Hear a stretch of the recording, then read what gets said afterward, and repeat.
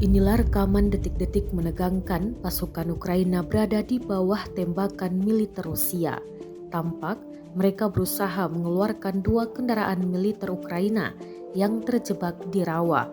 Suara tembakan dari militer Rusia membuat para pasukan Zelensky semakin panik. Rekamannya ramai beredar di Telegram pada Senin 28 November 2022. Dalam keterangan unggahan, disebutkan kendaraan off-road militer Ukraina terjebak di rawa selama pencarian November. Tidak dijelaskan lokasi pasti para pasukan Ukraina tersebut, dan diketahui hingga kini perang Rusia versus Ukraina telah memasuki hari ke-279. Semakin mencekam, Rusia terus mengencarkan misinya untuk menguasai wilayah Ukraina.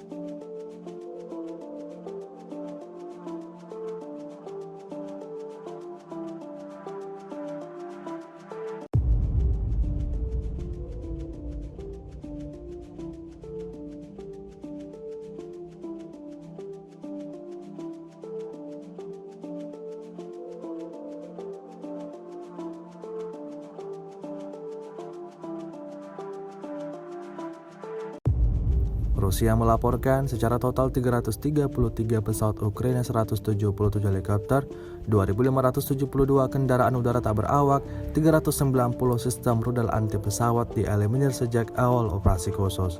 Dari kubu Kiev, Kementerian Pertahanan Ukraina melaporkan 590 tentara Rusia dieliminir dalam sehari terakhir.